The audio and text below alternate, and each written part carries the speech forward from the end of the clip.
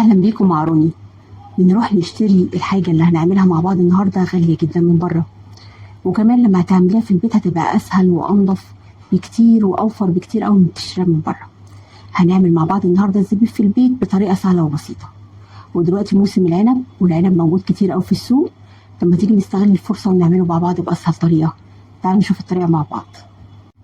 انا جايبه معايا هنا عنب، العنب الاصفر لازم يكون صابح، ما يكونش مركون او طري عند الفكهاني. شايفين العنقود عامل ازاي؟ العنقود والحبايه تكون كبيره شويه.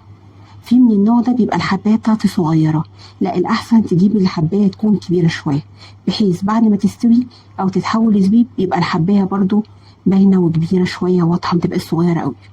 شايفين؟ انا جبته غسلته بحاله كده، هو بالعنقود كده في ميه كذا مره. يعني جبت طبق وحطيت فيه العنب كله بالشكل ده، وغسلته كويس جدا 3 أو 4 مرات، وغير الميه بتاعته كل مره. بعد كده حطيته في مصفى زي دي وسبته يتصفى تماما كده، بقى مغسول كويس جدا. انا هعمل النوع ده بحاله كده عنقود زي ما انتم شايفين بالشكل ده، وهعمل كمان شويه العنب اللي لونه اسود بالشكل ده، حبيته اكبر.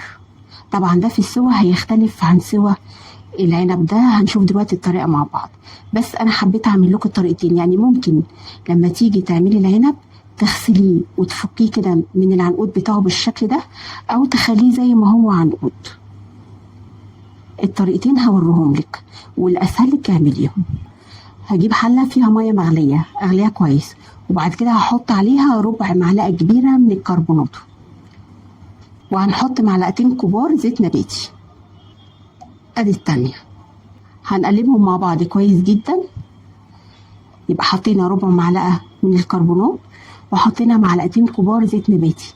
اهم حاجه الزيت ما يكونش ليه ريحه، يعني هتحطي زيت ذره يا اما زيت عباد، عشان ما يبقاش ليه ريحه ويأثر على طعم العنب لما يتحول لزبيب بعد كده. بصوا دلوقتي هنحط العنب الاصفر الاول، وبعد كده هنحط بعديه في نفس الميه العنب الاسود. هحطه كده زي ما هو بحاله. شايفين؟ وتعدوا بعد ما تحطوا العنب لمدة دقيقة واحدة، وبعد كده تشيلوه على طول من المية. أنا هحطه كله دلوقتي وهسيبه دقيقة واحدة في المية على النار، وبعد كده هشيله دلوقتي في مية ساقعة أو مية ساقعة فيها تلج. بصوا كده بعد ما أنا حطيته لمدة دقيقة واحدة، دلوقتي هشيله كده من المية السخنة وابتدي أنزله في مية ساقعة متلجة، يا إما مية ساقعة مع تلج، المتاح عندك مفيش مشكلة فيه. هبتدي أطلع كل كمية العنب بنفس الطريقة كده واحطها في المية الساقعة.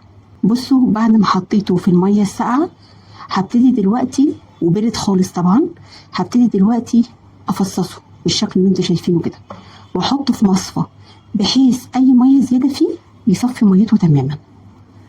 انا حطيت العنب الاسود بنفس الطريقة في المية، نفس المية اللي حطينا فيها العنب الاصفر. بعد ما شلت العنب الاصفر حطيت العنب الاسود في المية بالشكل ده. طبعا تحطوا العنب الاسود بعد العنب الاصفر، ما ينفعش العنب الاسود الاول لانه بينزل لون في الميه. بعد كده طلعته حطيته برده في ميه ساقعه، نفس خطوات العنب الاصفر بالظبط. شايفين؟ ادي العنب الاصفر بيلمع جدا، طبعا ده نتيجه الزيت اللي احنا حطيناه. الزيت والكربونات اللي احنا حطيناها هتبقى ماده حافظه للعنب. دلوقتي جبت صينيه كبيره زي ما انتم شايفين، وجبت فيها شاشه. ممكن تحطي شاشه لو متاح عندك، او تحطي طرحه بس تكون خفيفه، اي من الاتنين هينفعوا جدا. انا فردت الشاشه دلوقتي على الصينيه. هنبتدي نجيب العنب بعد ما صفيناه في المصفى. شايفين؟ هننزل بيه كده ونفرده جنب بعض.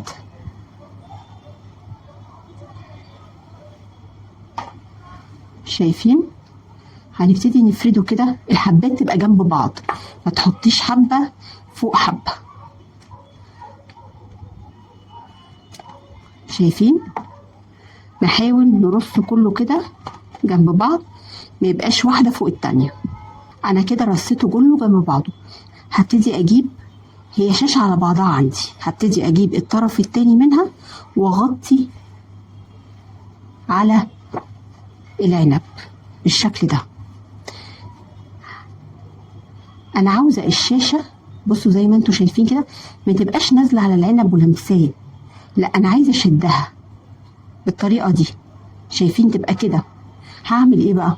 هجيب مشابك الغسيل عادي خالص في البيت، هبتدي احط هنا كده، اثبت على حرف الصينيه، ومن الناحيه تانية برضو هبتدي اشد بقى ناحيه هنا، بشد كده وهبتدي احط المشبك، ومن ناحيه هنا برضو نفس الطريقه، بشد وانا بحط بحيث ما تلمسي العنب.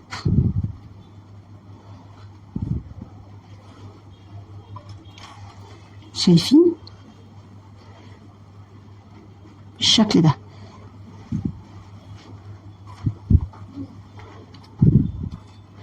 بشد الشاشه وانا بحط، ما تنسوش الحته دي مهمه جدا. شايفين الشاشه هي عاليه، شايفين عاليه مش لامسه العنب خالص.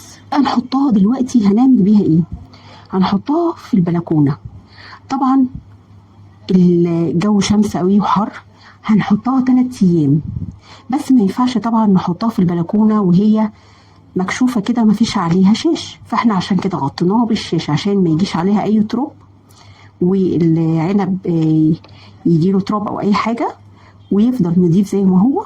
وفي نفس الوقت احنا مغطيينه بالمشابك علشان ما نسيبهوش في البلكونه مثلا، تلاقيه الشاشه دي لو حطاها كده من غير مشابك هتلاقيها طارت او اترفعت من على العنب. فالمشابك دي هتحمي العنب وتفضل مخليه الشاشه على العنب، وفي نفس الوقت هيبقى كده اهو. شايفين مشدود مش لامس العنب، وده اللي احنا عاوزينه. هنخليها في البلكونه فتره قد ايه؟ العنب الاصفر ده هيقعد 3 ايام. كل يوم ترفعي، تشيلي المشابك وترفعي الشاش وتقلبي العنب، وترجعي تغطيه بالشاش بنفس الطريقه، وتحطي المشابك بالشكل ده، وبرده تشدي الشاش بالطريقه دي.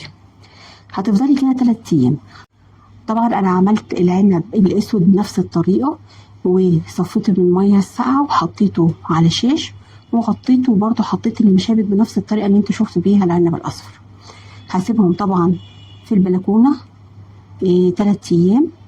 ممكن العنب الاسود عشان الحبه بتاعته اكبر شويه ياخد 4 ايام. انا كل يوم هصور فيديو باول يوم، تاني يوم العنب بقى شكله عامل ازاي، تالت يوم بقى عامل ازاي، وهعمل جزء تاني من الفيديو بتاع الزبيب ده اول جزء. الجزء التاني ان شاء الله بعد ما يعدي 3 ايام هصور العنب وبقى زبيب، وهيبقى جميل جدا.